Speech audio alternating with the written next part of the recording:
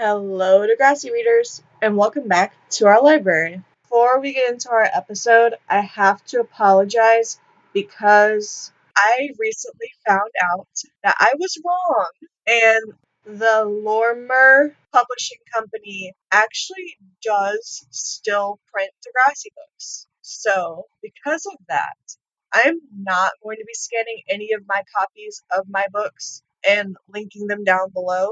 But when I find links to copies on archive.org that other people have already scanned for me, I will provide those links down below. There is not one for this episode, but there will be one for other episodes. When an episode has that link, you'll always be able to find it in the description down below or on the Degrassi Kid Discord in the pinned message on Bruce's library, as well as the pinned message in Degrassi Collection. Because this is a Degrassi Kid Podcast Network podcast. Another announcement is we finished our Snake Book Club, but if you missed out on that book club, that was tons of fun, and you want to catch up on all the cool information we found out, then you can go find the audio recordings of the book club on the Degrassi Kid Patreon. You have to join the Patreon first, but it's totally worth it. And now that I'm done with all of that, we can get into the episode. So, last time you heard me say a little, we're going to be doing Casey Draws the Line. And then editing me popped in and said, nope, I'm wrong. And I'd love to admit when I'm wrong because I am learning with you. I am learning every single time I do an episode, and I research for that episode, and I learn along the way and present that information to you. So I learned while I was editing that episode that I was wrong, and I came in and edited myself in and said, no, I can admit when I'm wrong. We're doing Lisa Makes the Headlines. So I want to say up here at the top that I was wrong because the BLT character book has a whole list of all the Degrassi books that came out before it. And like inside of it, on the back of the little page that says about the author. And the list of the Kids of Degrassi Street books, I'm reading right from the book because I have a physical copy, says Casey Draws the Line, Catherine Finds Her Balance, Griff Gets a Hand, Griff Makes a Date, Karen Keeps Her Word, and Lisa Makes the Headlines. So I thought, okay, that's the first 6 books. But then, as I was starting my research for Casey Draws the Line, while editing our last episode, I was on the Goodreads website, and I saw the publication date for Casey Draws the Line, and I was very confused. So I scrolled down to the publication date for Lisa Makes the Headlines, because Goodreads has it in this same exact order as the BLT character book, so it really had me thinking it was right. And I noticed that Lisa Makes the Headlines came out before Casey Draws the Line. And this is one of the reasons why I started this podcast, because I thought Casey Draws the Line was the first Kids of Degrassi Street book. And I was like, that's such a strange order to publish the books in. Like, it doesn't make any sense to do it that way. But now I see like Lisa Makes the Headlines does make a little bit more sense. But I'm like now very curious who came up with this list and why. Why are the books in this order in this list? They're also in this order on Goodreads, and it's not making any sense. And I really thought the order was right because it puts Griff Gets a Hand as book number 3. And that is the only Kids of Degrassi Street book with a number on the spine of the book. And that number is number 3. And I was like, okay, this list puts that as number 3.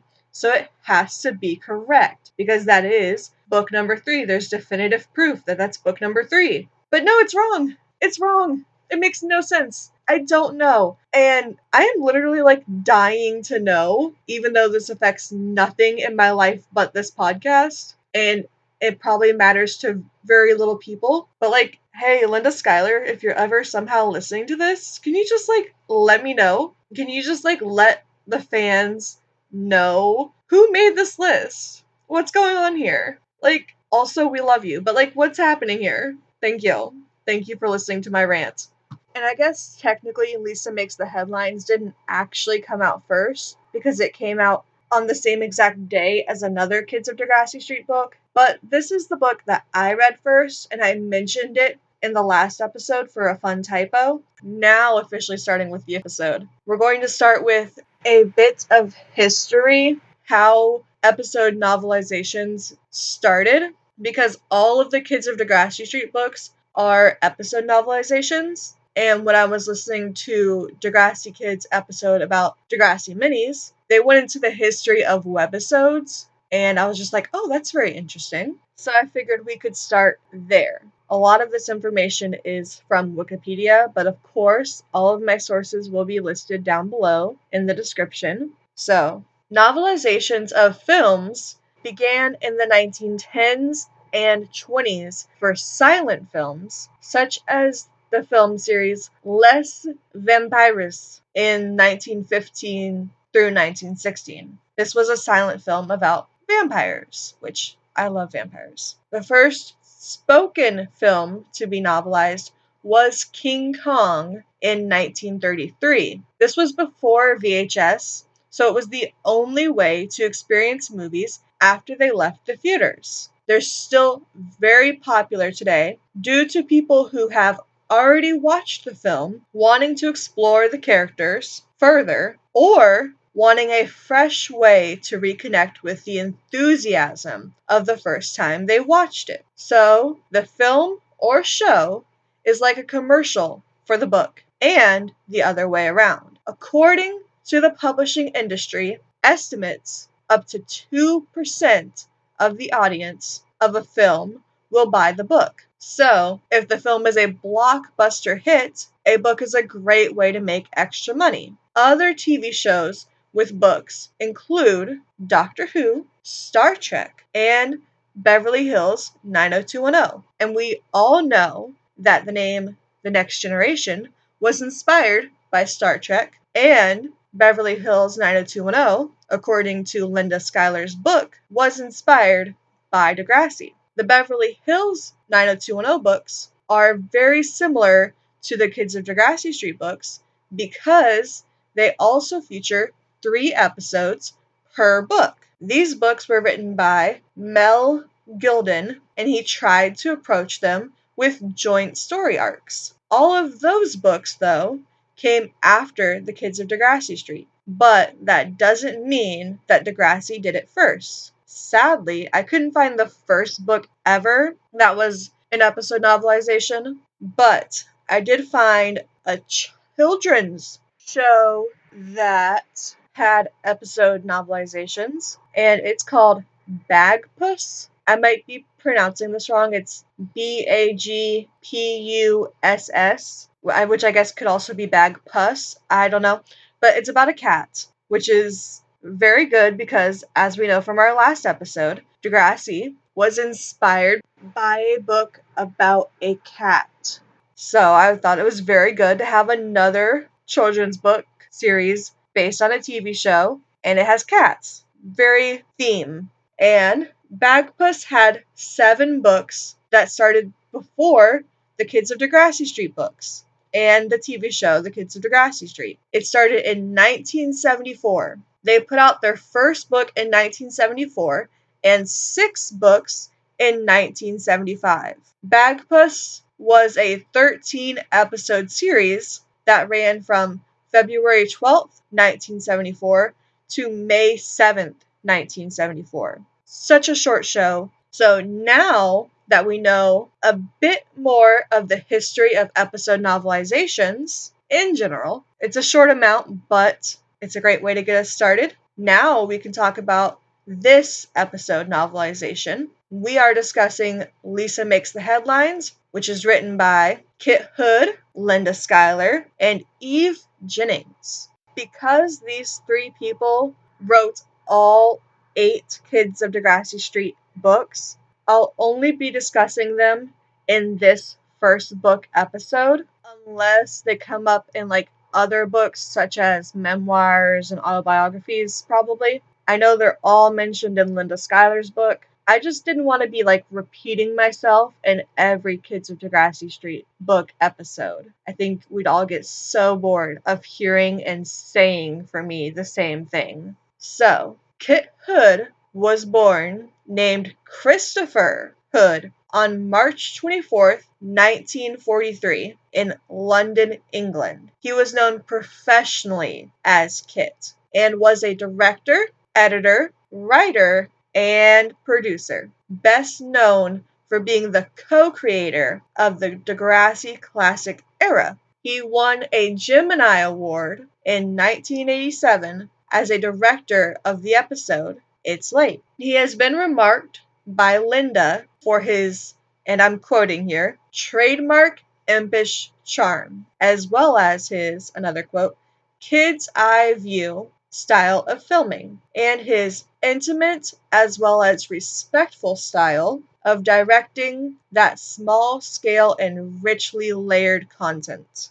He was a child actor himself, as well as a film editor with Walt Disney London until he immigrated to Canada in 1969, which is 10 years before Ida Makes a Movie premiered, where he moved to freelance editing for commercials until he and Linda started The Kids of Degrassi Street.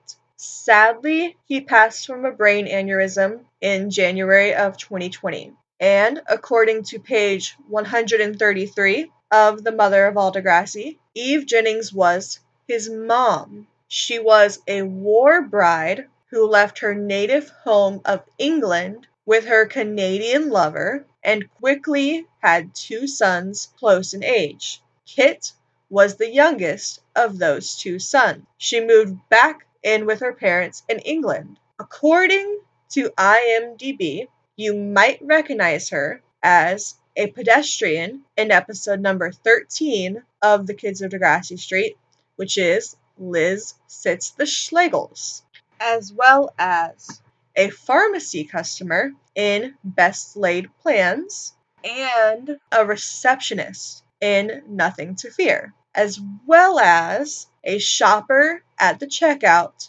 during Great Expectations, and finally, the family studies teacher in Natural Attraction. And because Linda Schuyler has her own book, I'm going to give you the barest of information about her for now. So, she is the mother of all Degrassi, of course. But at the time of writing this book, she was a former grade 8 teacher, as well as producer and co-creator of the Degrassi series, according to Lormier Publishing website. This book was designed by Dawn Fernley, who graduated from the Ontario College of Art in 1965 and became art director for many Canadian publishers, including McClelland and Stewart Ltd. In Toronto. Now he plays piano with a variety of blues bands, most recently with the Kevin Harley Band, and our illustrator is Emma Hesse, Hesse.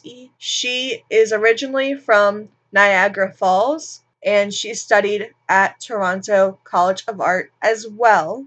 After graduation, she went on to do graphic design and illustration. In 1990, she moved to a farm near Peterborough, Ontario, and she has participated in numerous exhibitions throughout Canada and USA. Her paintings have been reproduced on covers of many books by McClelland and Stewart. And lastly, our editor is Kathy Vanderlinden. She has since become a co-author as well as an author of 4 children's books. She graduated from McGill University and now works at Ottawa Public Library. And we wouldn't have this book without them. So, Lisa Makes the Headlines and Other Stories was published on January 1st, 1986. And for reference, the last episode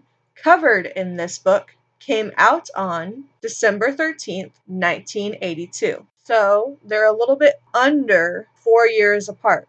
It is 168 pages long and designed for ages 8 through 11. The genre is juvenile fiction, and the social themes are emotions, feelings, and friendship. This book won the Canadian Children's Centre's Our Choice Selection Award in 1986. This is according to the Lemire Publishing website. And according to Goodreads, this is the 6th Degrassi book in the series, which of course matches the list in the BLT character book that I mentioned earlier that had me confused last episode. Goodreads' description for this book says, "How do you decide between telling the truth and hurting your own brother? Between someone you consider your enemy and the fear you both share? Between your need to help a friend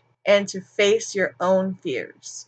This book shows young people who are faced with dilemmas and respond with spirit and ingenuity. This book offers delightful evidence of youthful creativity and resourcefulness. Goodreads rated this at 4.5 stars with 2 5-star ratings and 1 4-star rating. And this book is dedicated to our mothers, especially to the one called Cookie, who loved the films and would have loved these stories. So all of the Kids of Degrassi Street books are dedicated to somebody, and normally if they're dedicated to someone, I will look to try to figure out who it's dedicated to and give you some information about them. But because this is very vague, I could not figure out who these people's moms were other than Kit's mom is Eve Jennings, and I'm not sure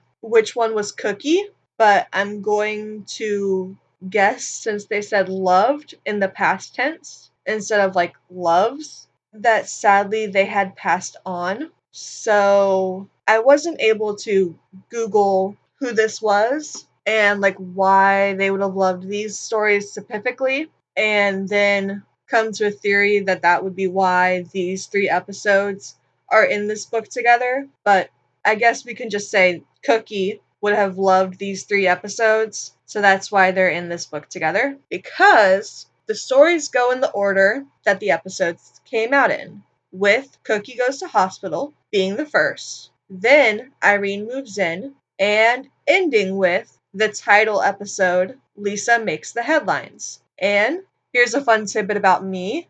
Due to the fact that I read this book before I watched any of Kids of Degrassi Street, or even Googling like an episode guide, because I apparently wasn't the brightest, I truly did think that these were like the 2nd, 3rd, and 4th episode. But I also found out from a podcast called Narbos and Broomheads, of course, bringing it back to the 2nd episode where I mentioned them. I've been listening to them, and their Irene Moves In episode told us that Amazon in Canada said that Lisa Makes the Headlines was episode number 4, when it's not. Noel Buys a Suit is episode number 4. So that's a fun little tidbit that, like, as somebody in America, I would have never known without the help of that Canadian podcast or a Canadian friend of mine. I don't know, but I got it from the podcast. So I thought that was really interesting, and it's a fun tidbit. Maybe Canadian Amazon got the idea from this book. Who's to say? Probably not, but you know, you never really know where Amazon gets its wacky ideas from. Anyway, I thought that was fun to let y'all know, because that's also one of the reasons why I started this podcast, because I find it wild to figure out why certain episodes are paired together for a book.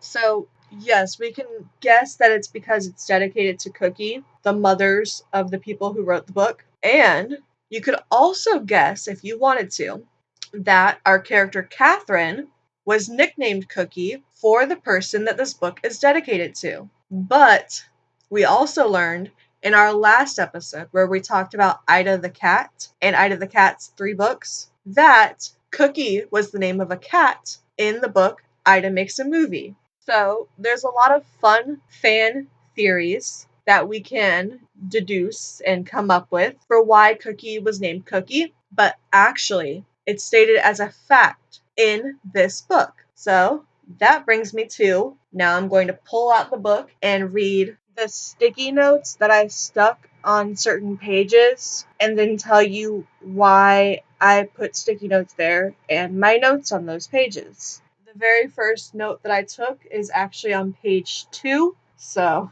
this is a breakdown of the handshake and oath. This is 2 shakes to the right, 2 to the left, and then a squeeze. So it goes very fast in the episode, and I thought it was fun to see them actually break it down a bit. And then the quote is, "Oh, Cookie, I pledge always to serve, protect, and defend, and to always stand on guard for thee." And then in a shaky voice answered, "And I do too, oh Ida." And that was Cookie. And then on page 4, I did a sticky note and wrote on it, "We get their ages and why Ida is in charge, even though she isn't the oldest one in the group." So it had been Ida, aged 9 3/4, who had thought of forming a secret club and had found the ideal place for a clubhouse. So she saw no reason why she shouldn't be the club president and make the rules. Noel Kennard, being 10, was the oldest and might have given her an argument. But Noel, by nature, wasn't fond of fighting, especially with Ida, who liked her own way and usually got it. Cookie was only 6 and didn't expect to be anything but the baby of the group. So that narrows down their ages.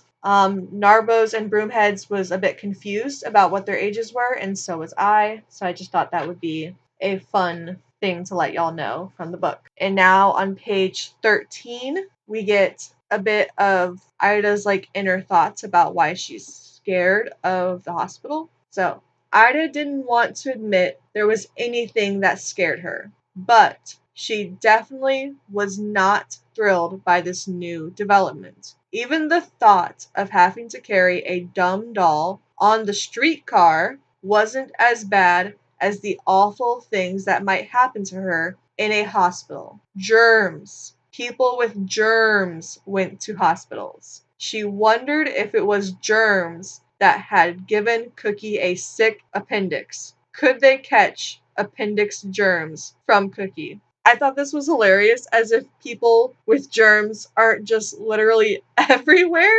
As if only hospitals have people with germs. That's kind of adorable to have a kid thought like that. I don't know. Sometimes kids can be cute.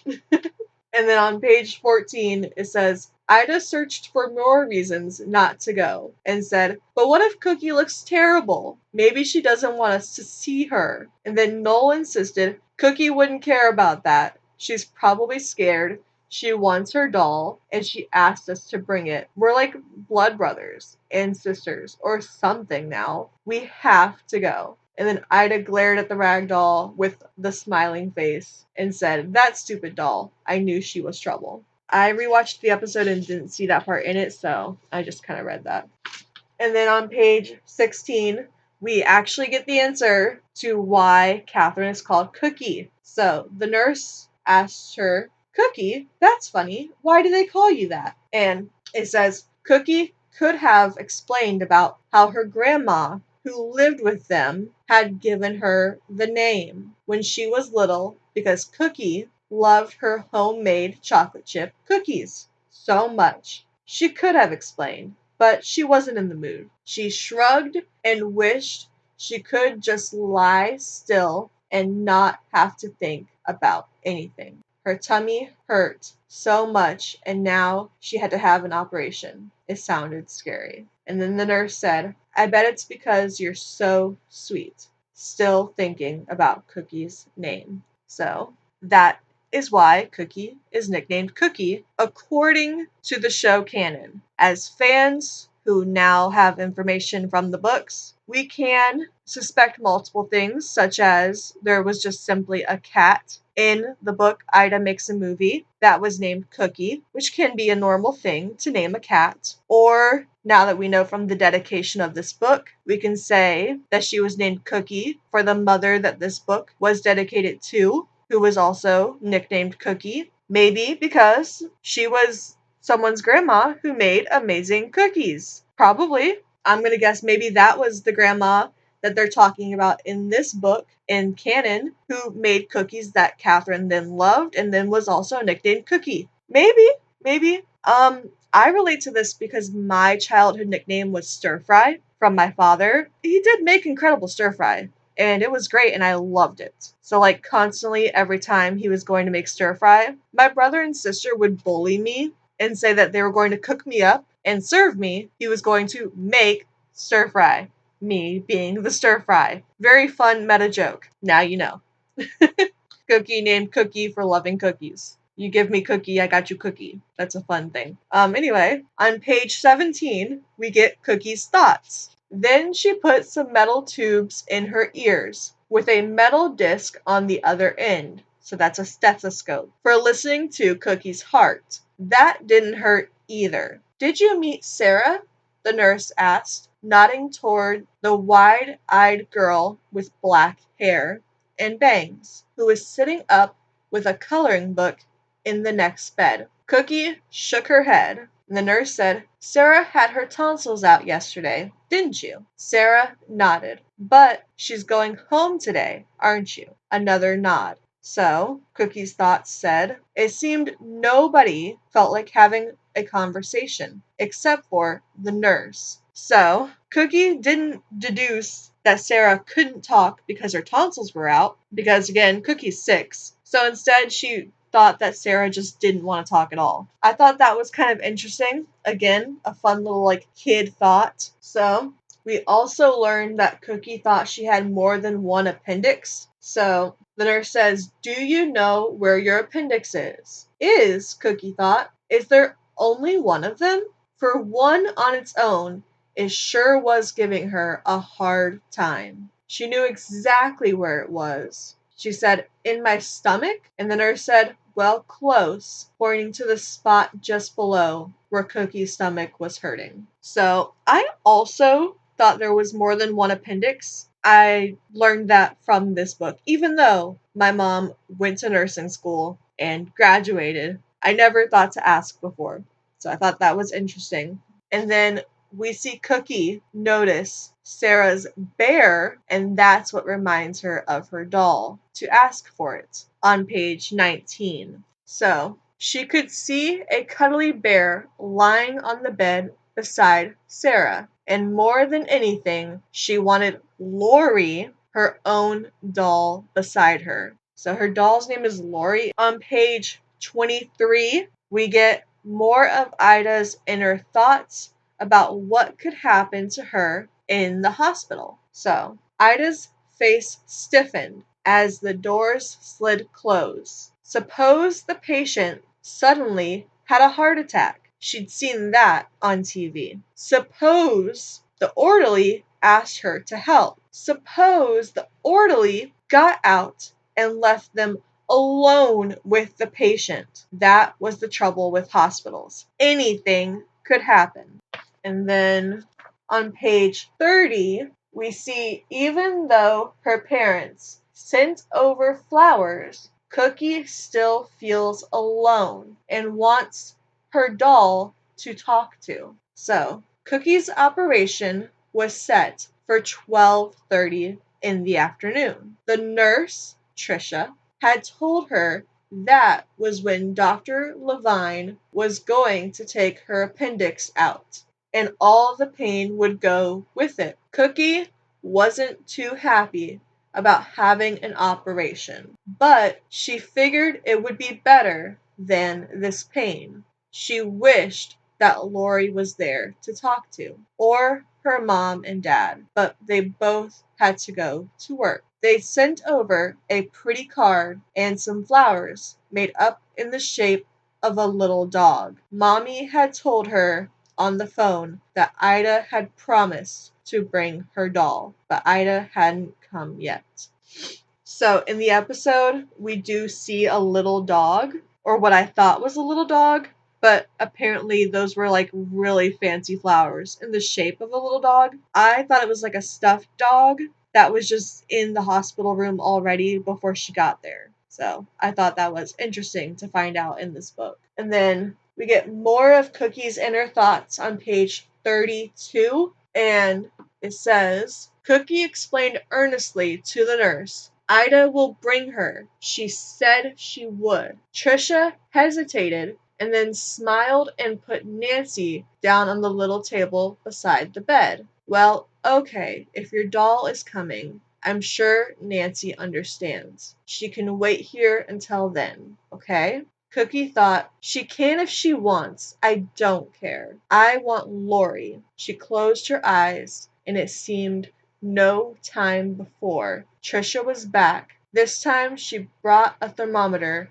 which she popped into Cookie's mouth. Cookie would have preferred an orange drink like Sarah's. So in these thoughts, we kind of see her comparing herself a lot to Sarah, who's right in the room with her. So I guess it makes sense that she would compare herself to her since she's right there, and young kids are just want to do that, you know? And then on page 35, we see how lonely Cookie is now that Sarah is no longer there. Even though she's comparing herself to Sarah a lot, she also doesn't want to see Sarah go. I guess it makes sense. So, Sarah's bed was empty now. Her parents had come to take her home, and it was too much effort to try to talk to the kids across the ward. Cookie was really quite glad that nobody could see the tears that squeezed past her eyelids every once in a while and trickled sideways to the pillow. She blinked them away quickly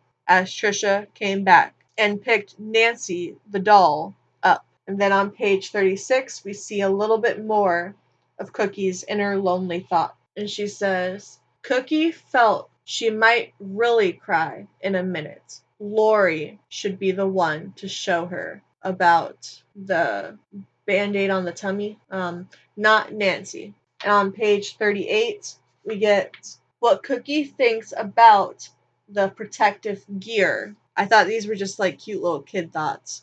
Now the nurse was dressing Nancy in a green hat and a gauzy pale green mask, saying, when you go into the operating room, you'll see the doctors and nurses wearing these. They help keep the germs out. Cookie thought Dr. Levine had been wearing a green shirt and pants. Perhaps germs didn't like green things. That's truly just like a silly kid thought that I liked, so I thought to share that with y'all.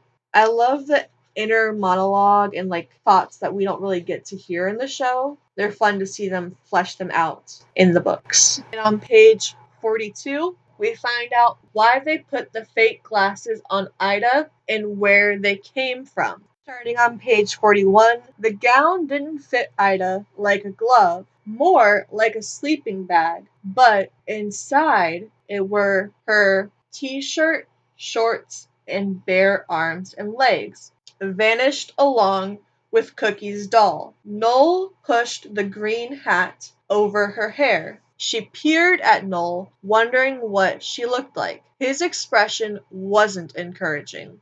The problem was Ida's face, he was thinking. It just wasn't very convincing. He wondered if they could get one of those green masks he'd seen doctors on TV wearing. He had a thought. Across the street from the hospital, he'd noticed a variety store. Wait, he said, pushing Ida into a handy closet. Ida crouched in the dark for what seemed like hours, listening to all the hospital noises, bells, wheels, voices, and hurrying feet. What was she doing here? What if somebody found her? She'd probably go to jail. Never, never again would she step inside a hospital. She'd been right. Hospitals were dangerous places. At last, Noel was back. He held out a pair of fake glasses, complete with a false nose and mustache. Put these on, Ida. Sighing, Ida put them on. It'll never work, Noel. Noel had to admit the disguise wasn't perfect. Ida looked more like a shrunken Groucho Marx than a busy doctor. But he'd run out of ideas, and this was their last chance. He pointed Ida toward the desk and gave her a little push to start her on her way. So that little bit tells us where the glasses came from and why they came up with them. They came from a variety store across the street, and they had to hide her face because, of course, she looked like a little kid. Anyway, we get more of Ida's emotions on page 44, which is right after that long quote ended. It says, I understand perfectly. I understand that you're too young to be here, but you persist in trying my patience. Ida, hot, tired, and frustrated, was suddenly close to tears. She rarely cried, except when she was very angry, and these tears of despair were something new. But I need to see her. Everything got blurred as she gazed up at the clerk. It's important, she pleaded, even behind a silly pair of false glasses and a shiny pink plastic nose. Ida's hazel eyes were swimming with real tears. They had their effect. Look, I can't change the rules, the clerk said more gently. Do you want me to lose my job? Ida shook her head. No. So that's from page 44 to a little bit of page 45. So on page 46, we get Cookie's inner thoughts on Nancy's reaction to the needle. And I kind of just thought this was adorable, okay? So, still warm from her bath, but shivering a little with nerves as her operation time got nearer, Cookie eyed the needle Trisha was holding. She couldn't help asking if it would hurt. Yes, just a little, but it's going to take away the big hurt. It'll make you feel sleepy. She leaned down. Nobody minds if you cry a little, like Nancy did. Remember? And then Cookie's inner thoughts said, well, I won't cry like Nancy, Cookie told herself. She knew Lori wouldn't cry or even say ouch. She screwed up her face and braced herself as the needle went in. I found this to be really funny because I don't remember this conversation at all in the episode, but it was nice to see that Cookie truly thinks her doll is braver than the hospital's doll. Like, just processing that dolls have emotions at all is wild, but like also you think your doll is braver than a doll that spends all of its time in a hospital? Like, truly, I would have never thought that as a kid because I hate hospitals and needles. So like in my brain, all of my dolls and bears hated them too. We felt the same things. That's why we loved each other. And then on page 47, we see Nurse Trisha's inner thoughts about the doll situation. So, the nurse tried to soothe her. Maybe your friend forgot. Your mother will be bringing your doll this afternoon, and you can have her here when you wake up.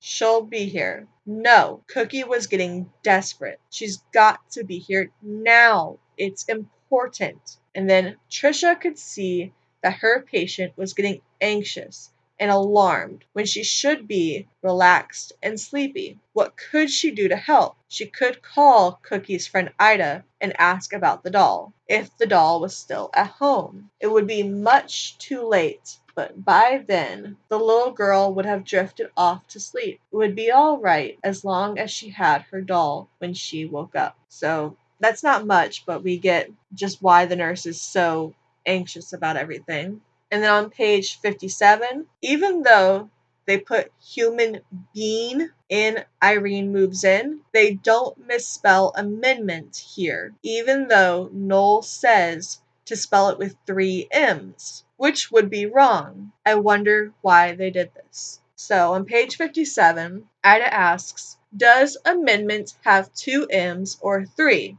And in that question, they spelled amendment correctly with 2 M's.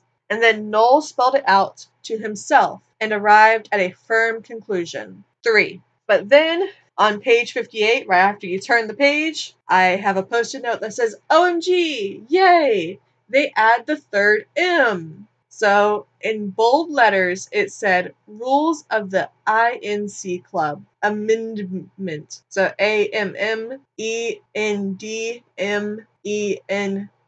I know, like, a lot of you are going to be like, why are you pointing out this typo? Why does it matter? And for me, it's a purposeful typo. Some books have typos that are obviously accidents, and I don't normally point those out because, like, an accident is an accident. I've pointed it out once before when I used to do, like, book reviews on Instagram, and the author of that book saw my post and got very upset and was like, obviously, if it made it past the author and 3 editors, it's just meant to be in there. Don't worry about it. And I was like, you know what? Yeah, from now on, I shouldn't point those out. That's not nice. But this one's, like, obviously meant to be in there. It's supposed to help us see that these are kids and, like, capture their character or whatever. So, like, I find it adorable, and I just fucking love it, okay? And then I don't have another note until, like, 11 pages later, which is technically a whole other episode. So that is my first note for the episode, Irene Moves In, which starts on page 64, and my first note for it starts on page 69, and my first note is, Noel actually is scared. So in the episode, we see Ida and Noel stared at her. Noel asked, what are you talking about? And then Bigfoot, said Cookie, if we gave him food, he wouldn't have to look for any, and he'd go away. What are you going to give him? Asked Fred. A hamburger? It's not that easy. He eats human beings. In blood-curdling tones, he added, late at night, he'll break into your house and hide under your bed and grab you when you're asleep. Quit trying to scare us, said Noel, as calmly as he could, not wanting to show that Fred was succeeding. I honestly always saw Noel as a very brave kid. He's the oldest of the 3, so I never thought he was scared. It's interesting to see that he actually was. And then the next note comes quickly, of course. On page 70, we get to see Ida's mom tell Irene who the kids are. So we do see Ida's mom on the TV show far away talking to Irene's mom, but we don't get to see her talking to Irene or hear what the conversation is. But in this book, we get to. So Noel was impressed. A Mercedes, a dark-haired girl, and a man got out of the car. I don't remember seeing a man in the episode, so I thought that was interesting. Ida watched to see if any other kids were going to appear, but this prissy-looking girl seemed to be the only one. She stood talking politely to Miss Lucas as Ida's mother smiled and shook hands and then pointed to the kids on the porch. Ida heard her mom say, and that's my little girl Ida. Little girl? Yuck. Ida's lip curled. And that's Cookie. The new girl looked across and waved. Cookie waved back, but Noel felt that waving was a bit sissy.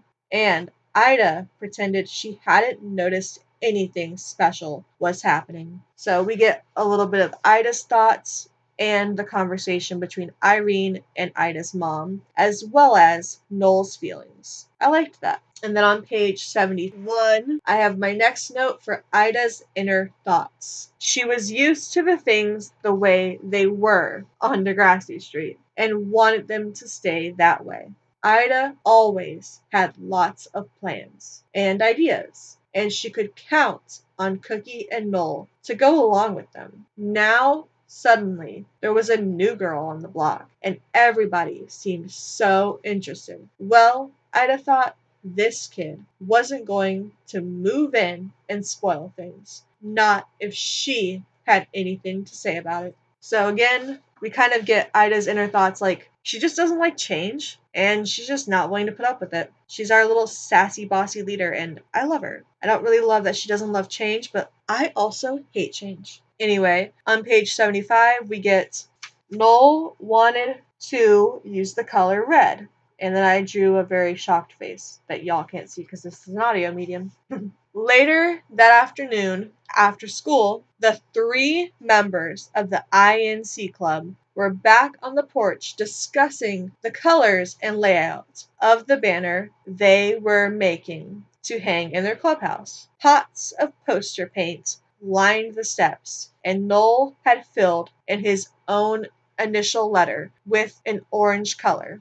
It was still a bit sloppy, and as he tried to put black paint on as a background, the edges of his N began to turn fuzzy and brown. He studied the banner critically. It looked a bit of a mess. He wanted to use red, not orange. But President Ida, who liked things her own way in all things, had said they must have orange. Noel said again that he thought red was a better color, especially if the background was going to turn orange letters a muddy brown. Ida said firmly, I think we should have an orange background with big black letters. It wouldn't be hard to change mud color to black, Noel thought, but orange as the background? The banner would look like Halloween all year long. So we get to see like early on that Noel thinks Ida is bossy, and Ida is bossy. Noel has his own thoughts of what he wants to do, and it's way different from what Ida wants to do. But Ida doesn't care, and Noel is just not putting up a fight. And then my next notes are on page 79. We get more of Ida's inner thoughts. So it says, you have to be asked, said Ida. That should shut her up. It did stop Irene for a moment, but then she bounced back. Why don't you paint the background first and then do the letters? It's easier that way. Who asked you? Ida said, annoyed that she hadn't thought of it herself. That's an interesting way to put it. And then, I'm just trying to help. My father says I'm artistic. Yeah, thought Ida. Your father, who wins awards and drives big cars. Nobody tells me what to do, Miss Artistic. I truly just love the sassy little thoughts. And then on page 80, we get Cookie's inner thoughts. Irene didn't ask what they played at. She offered to have Cookie come and play at her house. Now? Asked Cookie, hopefully. She was getting tired of listening to Ida and Noel argue about the sign. Cookie, we have to finish the sign, said Ida quietly but firmly. Ida was the club president and made the rules. Cookie gave a little sigh. I have to finish the sign. What about tomorrow? Asked Irene. Cookie shot a little glance at her president's stony face. Ida said nothing. Her lips had straightened into a hard line. Okay, Cookie agreed. After school? So we get that like Cookie's really tired of this club and all of the arguments and everything. It's interesting to see that. But it's a good like general thought for a little kid. Like kids just want to have fun. They don't want to argue. I like that. And then on page 81, I have a note that says, Ida feels like Cookie has forgotten her. So the next day, Ida stood at the living room window and watched the 2 girls across the street. They seemed to be getting along just fine, jumping a rope tied to the fence. Ida noticed that Irene was doing most of the jumping, while Cookie patiently did the turning and counting. Jumping rope was okay for little kids like Cookie and prissy girls like Irene. Ida, being nearly 10, wouldn't have played with them, even if she'd been asked. But she hadn't had the chance to refuse. Cookie had gone across the street without saying a word to her. Ida felt stung and was looking forward to breaking up their game by reminding Cookie of the club meeting. She pulled on her jacket and cap and went out of the house. And then we hear that Ida can hear their conversation. So the voices carried through the sharp October air. Ida heard Cookie say, no, she's not mean. She's just bossy sometimes. But I like her anyway. She's my friend. They must have been talking about her. And that creepy Irene was suggesting that Ida was mean And now she was asking Cookie to be her friend. And Cookie, always too easy, was agreeing. If you want me to. It was time that Ida put a stop to it. So Ida called, "Come on, Cookie, it's time for the club meeting." I found it interesting that Ida could hear them. And then on page 85, we get Noel's inner thoughts, which we're getting a lot of in this book. I really enjoy that. "I know she knows," said Ida, "but what I don't know is why she likes Irene so much. She's so bossy." Bossy is something Ida knows about, Noel thought. He liked a quiet life. He suggested that if they ignored Irene, she might go away. But Ida was working herself up to being fighting mad. So we just see that Noel really thinks Ida is bossy, which she is. She truly is. And then, no, she argued, she's just too bossy. She wants to make friends with Cookie so she can boss her around. And I think something has to be done for Cookie's sake. Noel could see trouble coming and attempted to calm Ida down. Maybe it's because she's new that she's acting that way. Ida wasn't in the mood to try to understand Irene's point of view. No, this is serious. She has to learn who's boss. Oh, brother, thought Noel. Here we go. So again, just very interesting to get Noel's point of view. And then on page 86, this is where I have the note, "Narwhals and Broomheads, the podcast, weren't sure about where this scene took place. They're at the library." So this is like the scene where they're having the fight over the paper witch hat. Noel didn't have to wait long for the trouble. At first sight, the scene couldn't have been more peaceful. All the kids were in the library working on their Halloween costumes for the after-school party on October 31st. There was going to be a prize for the most scary costume in each class, and a lot of careful thought and effort was going into their work. Noel was being pretty secretive about his costume. He'd said something about it being a monster, but at the moment it looked more like his mother's old fur coat. Ida and Cookie had planned to be witches. That's interesting because, like, even though we see that Ida's a witch at the end of the episode, we don't get that it's been a plan for a long time. But when Ida came into the room, she realized that Irene was sitting at the table with Cookie, and that she was working on a witch costume too. Ida had to sit somewhere else, but she wasn't so far away that she couldn't see and hear the way pushy Irene was trying to run Cookie's life. Cookie was happily making a witch's hat the way Ida had shown her last year. So that's interesting, like the aspect of how much Ida thinks she's being replaced, like how Cookie's now going to make the hat that Irene shows her how to make, and that might be why Ida gets so upset. We don't get that aspect from the TV show. So it says, "But Irene wouldn't let her alone. Hand me the yellow paint, please. I'm going to put stars on my hat. You should put stars on your hat too, Cookie." Witches' hats always have stars on them. Cookie shot Ida a glance. Ida's hat didn't have stars. So that's why Ida was so upset about the paint from all the way across the room. Otherwise, it truly doesn't make much sense, but this book kind of really builds up Ida's frustrated emotions for the entirety of the episode, which is just so nice to see the inner thoughts working on. And then on page 89, I have the note, "Noel was already thinking of scaring the girls."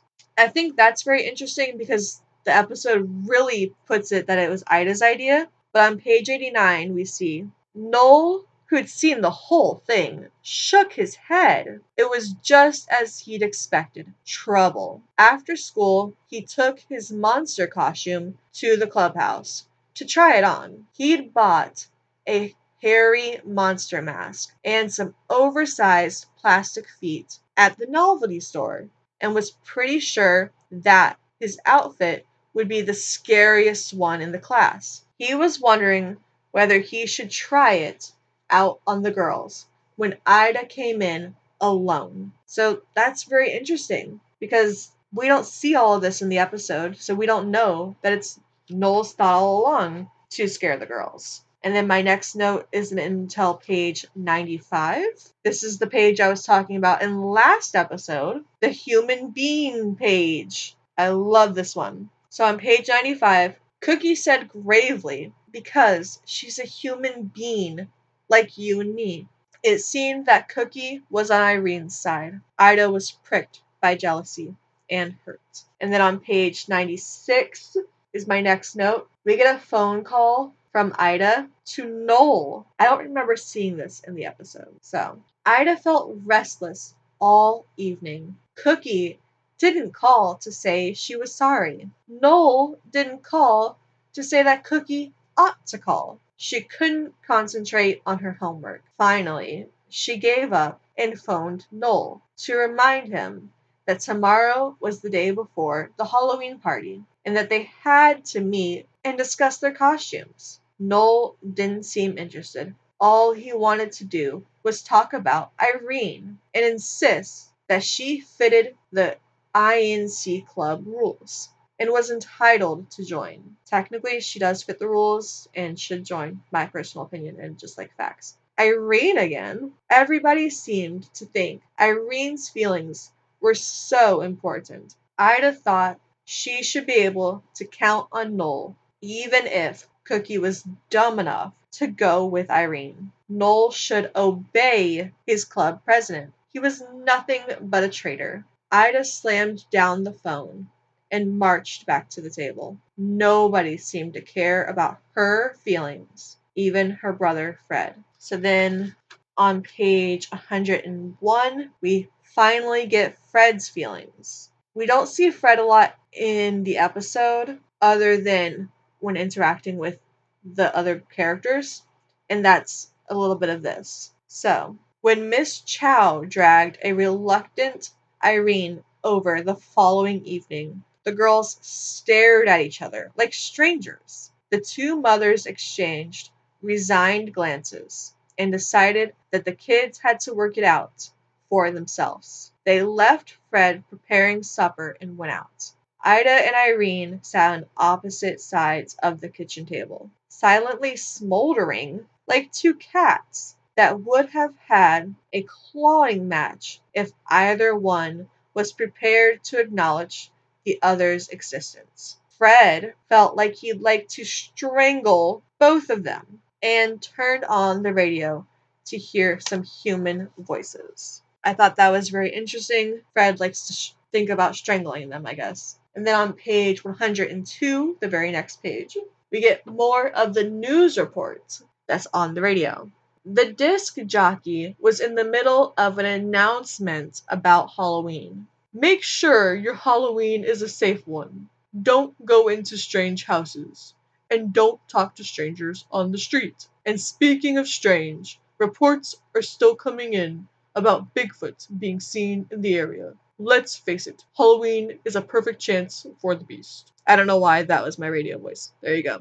The DJ let his voice rise in hideous laughter. Brother, thought Fred, as he dumped hot dogs onto the girls' plates. I'd pay Bigfoot to walk in here and frighten some sense into these two dummies. Page 105, Cookie's ghost story. We get to hear like a little bit of this in the episode, but I thought it was fun to hear the kind of entirety of it. So, when they piled into Miss Lucas's bed, Irene opened a book and pretended to read, trying to make it clear that she wasn't interested in listening to Ida and Cookie's exchange of ghost stories. The stories were getting weirder and weirder. Cookie's was, and so the ghost said to the baby, get out of bed or I'll chop off your head. And the baby said, oh, be quiet. I want to sleep. And so, in the morning, they found the baby with its head chopped off. Irene couldn't resist asking,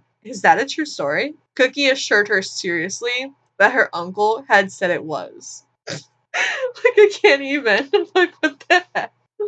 I'm sorry. That's just hilarious. Okay. And then, on page 106, there's another human being typo that's like obviously on purpose. So Cookie shuddered. She hadn't forgotten her fright at the playground. He still wants human beings? She remembered what she'd been told about him, breaking in and hiding under beds, wanting to grab you when you were asleep. So, human beings? So adorable. Sometimes I love kids. Normally I don't, but like, that's so adorable. I just love it, okay? And then on page 110 is my next note. That's the moment Irene and Ida noticed that they were talking to each other and starting to get past their issues. So she'd be a real big shot if she got the picture. But to take a picture, she'd have to get close. I'm not going down there, she said. Are you chicken? Sniffed Irene. That stung. If you're so brave, why don't you do it? I'm not going down there alone. They looked at each other. They realized they'd been speaking to each other. Well, offered Irene at last, I'll go if you go with. I thought it was interesting. Like, they actually looked at each other and realized for a moment that they were speaking to each other, because I didn't capture a look in the episode. So I thought I should point that out. And then my next note is on page 112. It says, points out how scared they would each be alone. So here the noise was louder. The beast must be very near. Something clattered on the back porch, and Ida grabbed Irene's arm.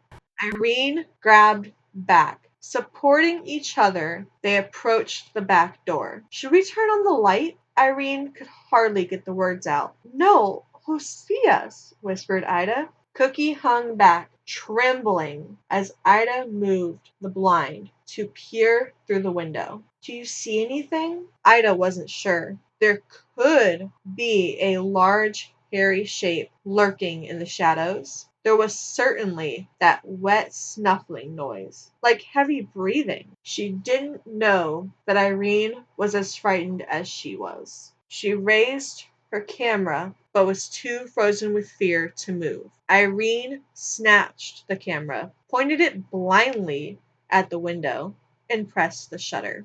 The sudden flash was vivid. Outside was a howl and a yelp, nearly as loud as the screams inside, was followed by a crashing of garbage cans as a big furry creature blundered away into the night. The three terrified girls, stumbling over their own feet, raced upstairs, shouting hysterically about Bigfoot. And then that is my last note for Irene Moves In.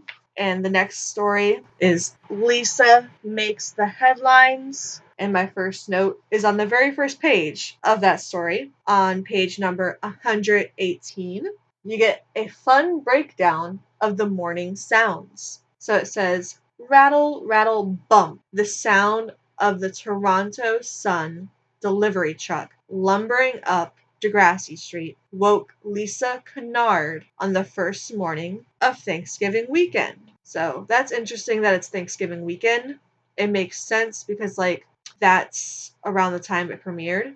So it's set around the time it premiered. Snuggling into the covers as she thought, no school today, she listened dreamily to the familiar early morning noises. Thud! That was the big bundle of papers landing on the sidewalk outside the corner grocery store. Squeak! Squeak! And that was the wheels of the paperboy's loaded cart as he moved up the street, scuffing his sneakers through the crisp fallen leaves and whistling awfully. She heard their newspaper plop against the front porch. News, Lisa thought, was a very interesting thing. There was good news, bad news, happy news, and sad news. But no matter what the news was, people always wanted to read all about it. That's why her ambition was to be a journalist, a newspaper reporter. It would be fun to find out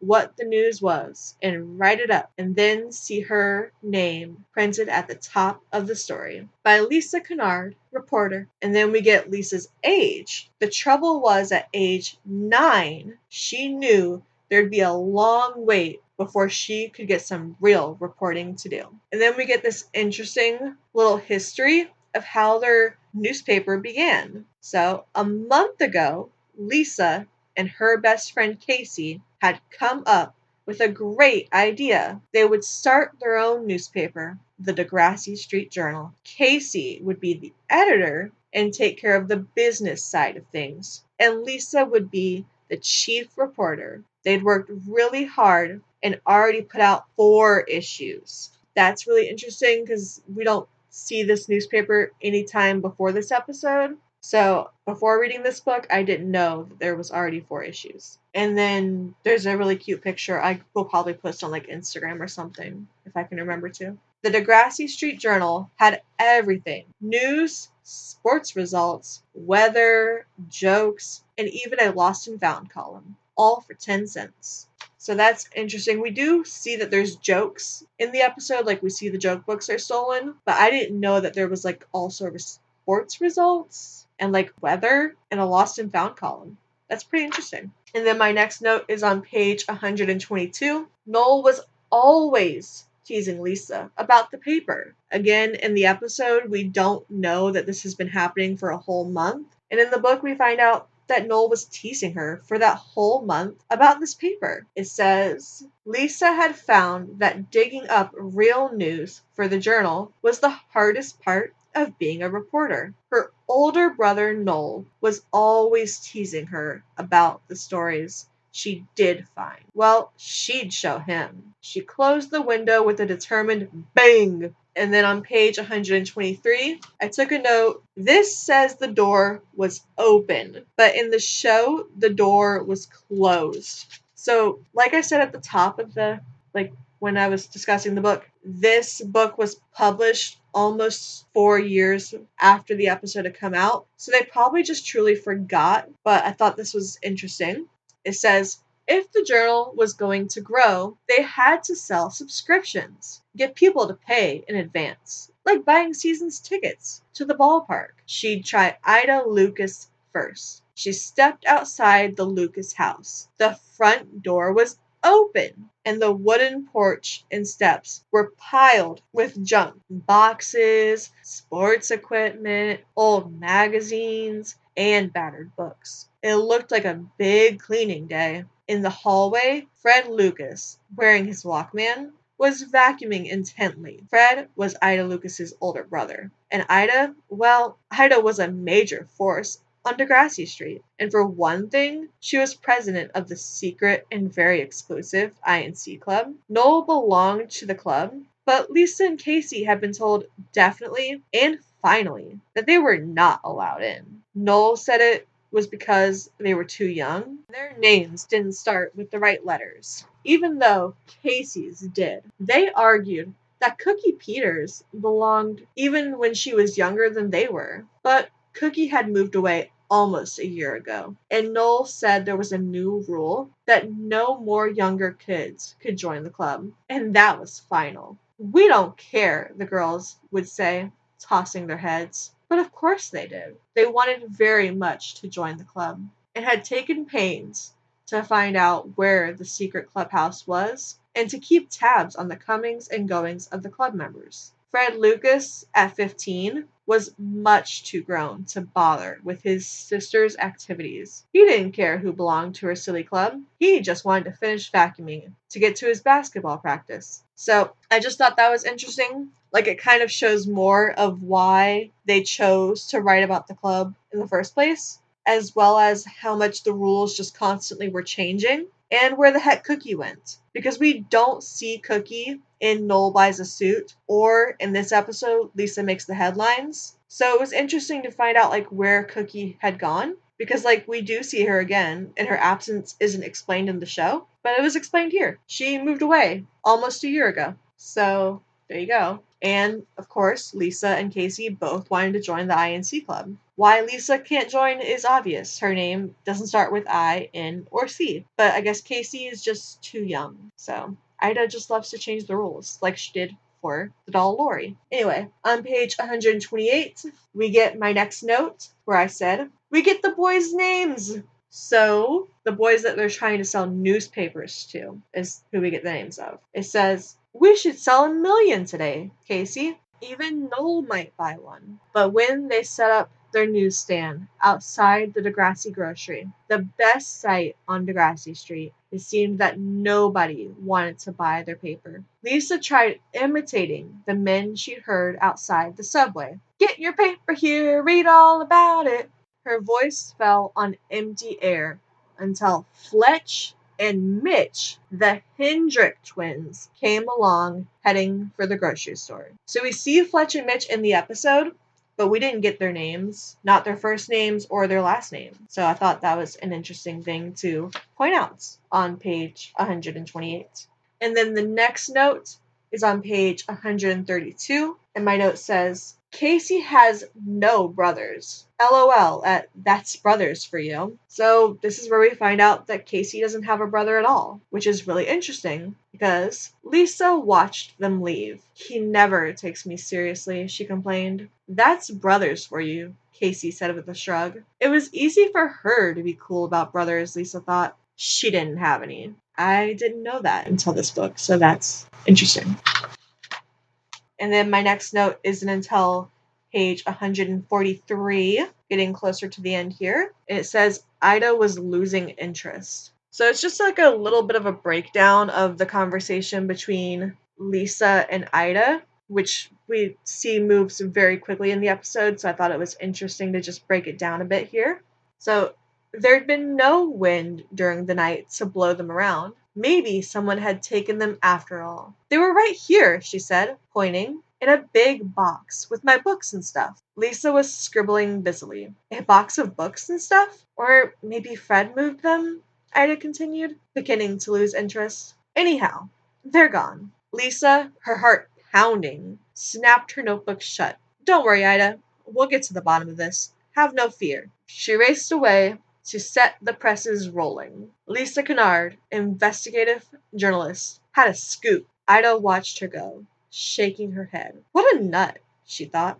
And then on the very next page is my next note, page 144. It says, they corrected this typo in a book full of fun, purposeful typos. But why? So again, Narbos and Broomheads pointed out something really, really fun that I, as a person with dyslexia, wouldn't have noticed. In the episode Lisa Makes the Headlines, there's a typo on the sign for their newsstand in the word thief. They spell it Theif, and I always thought that was the right way to spell it. So the first time I read this book, I thought that the book had the typo for thief all along, because the book spells it correctly. After I had to Google to make sure this was right. And in the book illustration on page 145, it says thief on Degrassi Street and spells it Thief. But if you go on the cover of the book, there's a picture of the actual episode with them and their little sign that spells it Theif. So I thought that was very interesting that they corrected that typo for a thief on Degrassi Street. The hand-lettered sign announced. It had the kids crowding around the newsstand like mosquitoes. So, yeah, I just wanted to point out that correct spelling since I pointed out typos before. And then my next note is on page 146. It's Noel's inner thoughts. So, why didn't you tell us? If it was me, I'd call in the RCMP. All your books and stuff? Ida grabbed the paper for a closer look. That crazy Lisa, she thought. 2 joke books missing. And she makes it sound like a major bake heist. She glared at Noel. It'll be a miracle the day your sister comes up with the facts. It wasn't any big deal. Just a couple of lousy joke books. You'd better straighten her out, Noel. Typical, Noel thought. He'd like to straighten Lisa out all right. Flat. Sisters. Sometimes they were a double drag. So, and then on page 147, I have my next note that says, this seems to totally forget the lady that their dad married and Noel buys a suit. The episode just before. And that is when it says, Lisa felt the old familiar anger welling up. It was just like Noel to try to upset her. You're jealous, she shouted. You're jealous that I've done something big and people are listening to me for once. Noel tried to control his temper. She was only 9 after all, he reminded himself, and didn't have a mother around to talk to. So Lisa didn't have a mother, but I mean, I guess maybe they just aren't counting like the new wife as a mother because like technically that's not her mom, that's like her stepmom. And I guess they haven't been married for long. So maybe it's just not mom enough, like not mom material. Maybe they're not bonded enough. I guess it makes sense. I just found it interesting. And then my next note is on a page 151. It says, see, they left in a different typo instead of she's. So, this one's kind of silly. It says, my sister's going to be home any minute, and she'd already suspicious. I put it in my drawer, but you gotta come and get it, Chuck, first thing tomorrow. So I cracked this up to like, again, they're just trying to make kids seem like kids by putting in the typo she'd instead of she's already suspicious. But like, I don't know, it could have actually been a serious typo that they didn't even notice. I don't know anybody who wrote this book, so like, again, I can't ask anyone. And then there's only 2 notes left. The next one is on a page 160. We get Lisa's inner thoughts. So, Lisa felt it was accusing her, too, of disloyalty. The Degrassi Street Journal should be renamed to the Doomsday Journal, she thought. Suddenly, Lisa came to a decision. She grabbed the pile of newspapers and dumped them in the nearest garbage can. Facts or not, her brother Noel was more important than reporting the truth. At that moment, Casey came sprinting up the street and skidded to a halt in front of the stand. So I thought it was just fun to see like Lisa has this little cute pun, Doomsday Journal. I thought that was fun, so I saved it.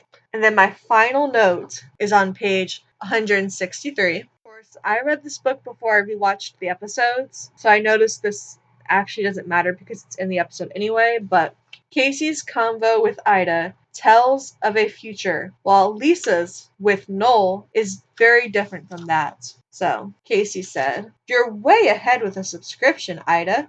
Ida studied the mutilated edition. It looked as if giant moths had been chewing on it. Why should I buy a paper with holes in it? She asked. Casey assured her that future editions would be in perfect shape. But across the room, Lisa was telling Noel there wouldn't be any future editions. Noel looked at her. Why not? How could I? Lisa asked. After I messed up so bad? Everybody has problems, Lisa, Noel told her. You'll learn. Just don't forget to check your facts. Lisa glowed with contentment. Her brother wasn't a thief. She and Casey were as good as accepted as members of the INC club, and Noel was treating her like an equal. What more could she want? Noel reminded her. Besides, Lisa, he was saying, why do you think you're here? Get out your notebook. You're the only reporter around. Lisa beamed. Right, INC club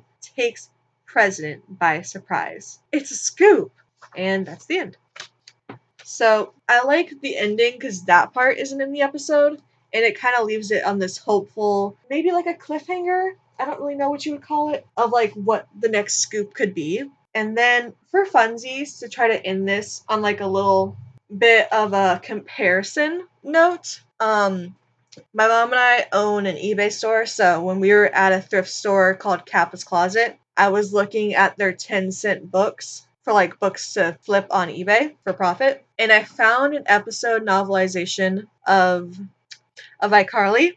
I know, like Quiet on Set and all that is out, so like maybe I shouldn't have bought the book anyway. But I was curious how it would hold up to the Degrassi books, as well as just like kind of curious, like do books still sell with bad press? Like what still sells with bad press? Like I'm a nerd, I was curious about things, so I read that book and then flipped it on eBay for like $4. Kappa's Closet donates all of their profits to a shelter full of like abused children locally near us. So I helped people by doing this.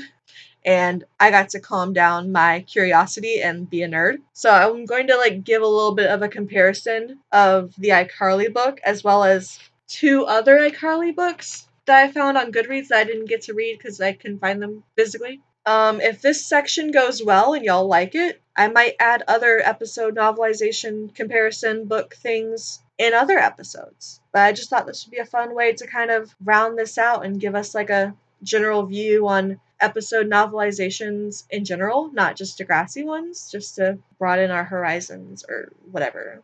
Don't take it too seriously. I know, like, the quiet on set thing seems like a bad time to bring this up, but, we're not going to dive into all of that. Just the books, so bear with me. Anyway, I got the iCarly book called I Don't Want to Fight by Leah Olson. Goodreads rated this at 4.35 stars. It has 55 ratings. 36 of them are 5-star ratings. 8 of them are 4 stars. 6 of them are 3 stars. 4 of them are 2 stars, and 1 of them is a 1 star.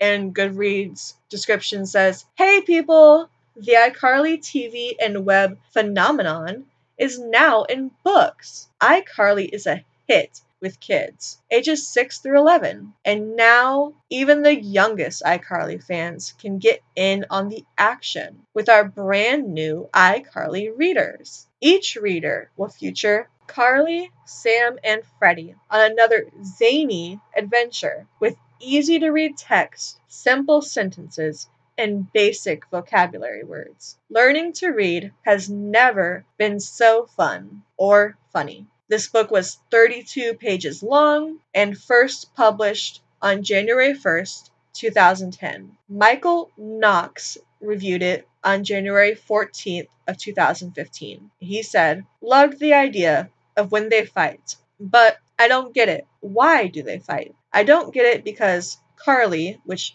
he spelled her name wrong. He added an extra L-E at the end, so that's just not a great sign for the book. "And Sam are fighting over a t-shirt and concert tickets. I like the part when Freddie stops them from fighting at the end." So I kind of took a note of that review because, as you can tell, it's 32 pages long. So it doesn't add anything extra to the episode. Like, remember when I was taking the notes for our book, I noted like extra inner thoughts and little things that changed in between the episode and the book, and fun little tidbits like now we get why Cookie has her nickname, supposedly. You don't get things like that in this iCarly book. You do get 8 small pictures throughout the book from the episode. So they didn't have an illustrator for their book, like our book does, because our book has hand-drawn illustrations throughout the pages. This book has pictures from the show. And I don't know, I like the hand-drawn illustrations more personally. I just find that they add this little fun, quirky touch that I truly loved, and it might actually probably be because our book is older. So like cameras and all of that technology wasn't as popular, I'm guessing, but still, I like that better. And then there are many other iCarly books I didn't find at Kappa's Closet or anywhere else, and therefore haven't read, but I got the Goodreads information on them. Well, 2 more. I got the Goodreads information on 2 more iCarly books, just because I didn't want to. I'm not going to explain every iCarly book. It's not necessary. So the other 2, starting with I Am Your Biggest Fan by Lori McElroy. That was rated 4.19 stars on Goodreads, which according to a reviewer named Sarah on March 7th, 2013, explains the 2 episodes called I Neville and I Am Your Biggest Fan. It has 8 pictures from the show, and it's 128 pages long, with no bonus information whatsoever. And only 8 pictures from the show, we can deduce that it was probably like 4 pictures per episode. But again, I don't know for sure. I'm just taking a guess. The review just said 8 pictures from the show. And then the last one that I have Goodreads information on was I Wanna Stay, which was also by Lori McElroy, which according to the iCarly.fandom.com wiki covers the episodes I Spy a Mean Teacher and I Wanna Stay, with a reviewer named Jerry leaving a 4-star review saying, "This is great for its intended audience. However, the lack of descriptive details and extra scenes will probably make adult iCarly fans like myself want to stick with the show version." So there you go. I kind of just wanted to compare what Degrassi does to what another show does, and kind of show you, like, Kids of Degrassi Street was a very small show at the time and still isn't very popular, but iCarly was a big show at the time it came out and was very popular, and most likely all of us can still kind of picture the general episodes that I named. Hopefully, maybe I was able to picture them very easily just by the title. And so they don't really seem to need novelizations. They don't seem to be necessary to me personally. And so you'd think that they would add something extra. They have the ability to. I mean, they're Nickelodeon, for crying out loud, of course they can. But they don't, according to myself, as well as this reviewer named Jerry. So I thought that was interesting to look into. I don't know. Let me know if y'all want more of those kind of comparisons, because I do own other TV show episode novelizations and have the ability to Google them if needed. So will be joining me next time, whenever that I actually know for sure this time. We will be discussing the book Griff Makes a Date. That was published on January 1st, 1986. So that is the same day as Lisa Makes the Headlines. But again, I wanted to do Lisa Makes the Headlines first because it was the first Degrassi book I ever read. So Griff Makes a Date will be next time.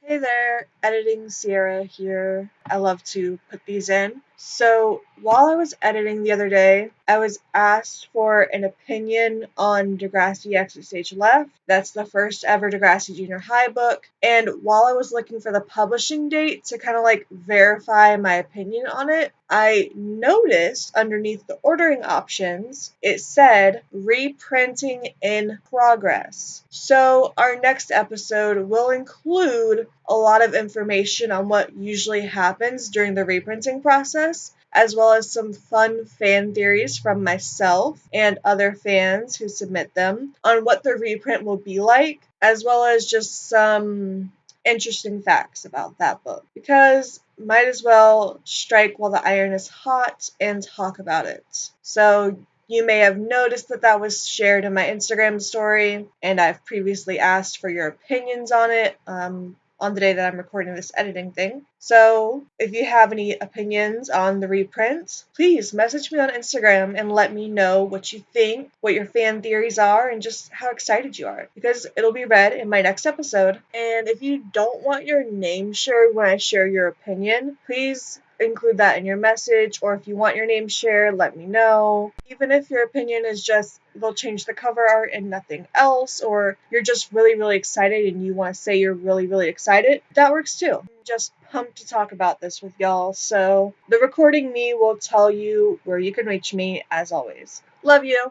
And as always, in the meantime, in between episodes, you can catch me on social media at SierraLucy05 on any social media where I am, as well as Redbubble and Etsy. Earlier I mentioned that my mom and I have an eBay store. If you want to check that out, it's in the link tree on my Instagram, labeled as eBay store. Or you can go to eBay and search Mimi's Attic Vintage. That's MIMI apostrophe S Attic Vintage. So I guess go check that out. I don't normally plug it, but you might like it. You might find something you love. And it'll help support this podcast and help me get more Degrassi books and things like that by padding my wallet. In the interim of last episode and this one, I bought 3 new Degrassi books for this podcast. So help me do more of that. We'll get more episodes. We'll have a cool time. Anyway, I love ya, and I'll catch you next time. Bye!